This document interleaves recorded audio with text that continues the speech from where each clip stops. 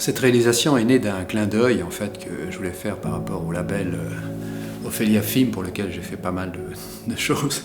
Je me suis dit que ça serait intéressant de faire un travail sur le personnage d'Ophélie, mais sans reprendre l'intégralité de la pièce, parce qu'on n'est pas dans une approche théâtrale. Je voulais que ça soit une approche cinématographique, donc on conserve bien de l'action et quelque part quelque chose de très intimiste, qui n'est peut-être pas évident non plus au théâtre.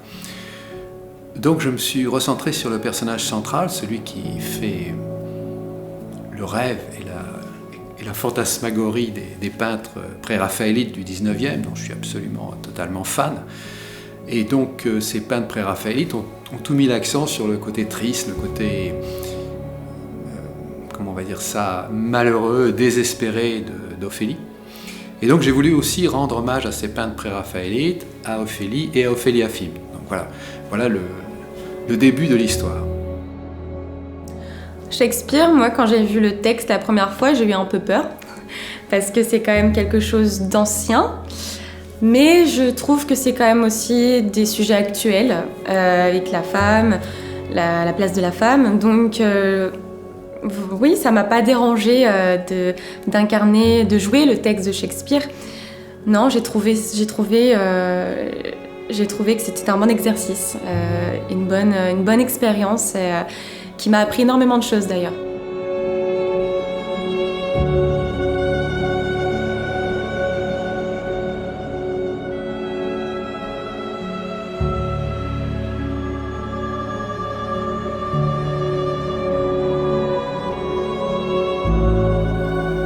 Donc il s'agissait aussi de savoir qu'est-ce qu'on allait bien pouvoir faire à cette pauvre Ophélie, la pauvre qui est maltraitée par la reine, maltraitée par son fiancé Hamlet,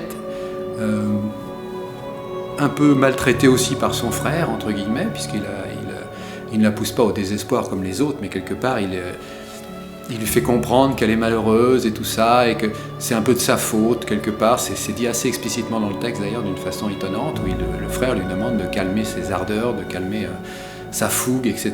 Et donc c'est assez intéressant. Donc tous ces personnages participent à la lente descente aux enfers d'Ophélie. Et plutôt que de les traiter premier degré, ça m'a paru plus intéressant qu'ils aient l'air de sortir du cerveau du personnage en réalité. Donc on voit Ophélie errer dans les bois, et au cours de cette errance, elle voit lui apparaître ses protagonistes, c'est-à-dire la reine, qui elle, au départ est un peu maternelle avec elle, mais petit à petit finit par dire qu'elle est folle, et elle la traité de folle.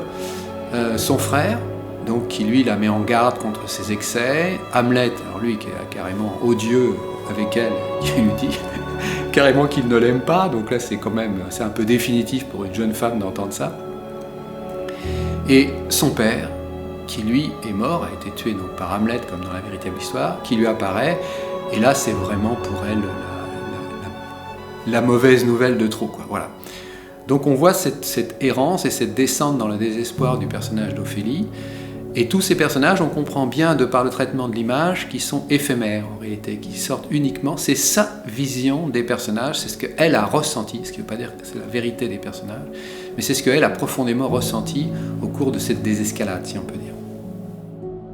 Entrecoupé de toutes ces apparitions, on voit le personnage d'Ophélie qui marche un peu comme une folle, c'est vrai, à travers les bois, et dont on ne comprend pas très bien quel est le but en réalité. On ne sait pas trop ce qu'elle cherche, ce qu'elle veut, et ça, c'est ça qui fait l'aspect intéressant, c'est quand on ne connaît pas trop l'histoire, comme beaucoup de gens, on va se demander, mais où peut bien mener cette marche en avant, cette descente, on va dire, du personnage, jusqu'où va-t-il aller?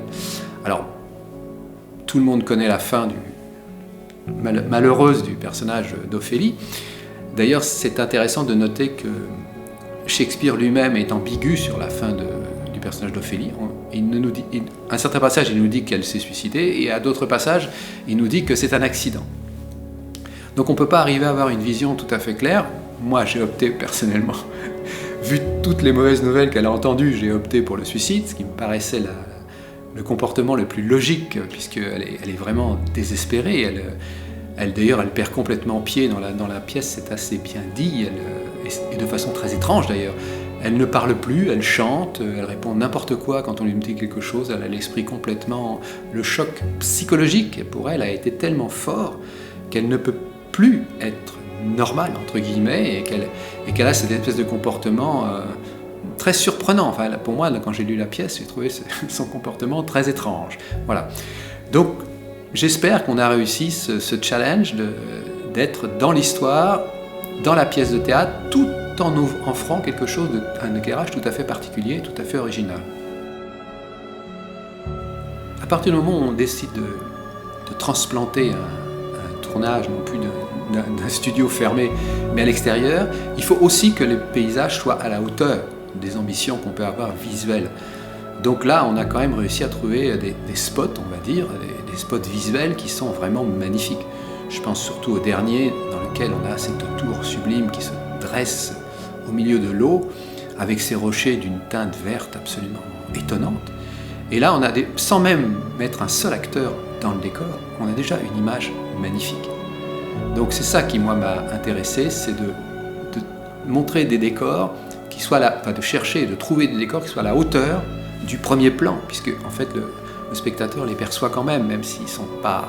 C'est pas le but du jeu, c'est pas de montrer des paysages. Le but du jeu, c'est de faire ressentir comment on peut être trahi et comment on peut avoir cette descente aux enfers, on va dire, qui est très bien illustrée par l'actrice. Mais si tout ça peut se dérouler dans des paysages qui sont de qualité et qui sont magnifiques, tant mieux pour le film. Voilà.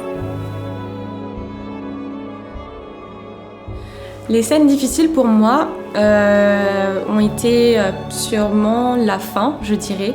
Là où on a filmé le suicide d'Ophélie, ça a été oui, la scène la plus dure pour moi. Le fait de se jeter dans l'eau, de faire la morte, de faire vivre en fait le suicide d'Ophélie à l'écran, c'est quelque chose qui a été compliqué.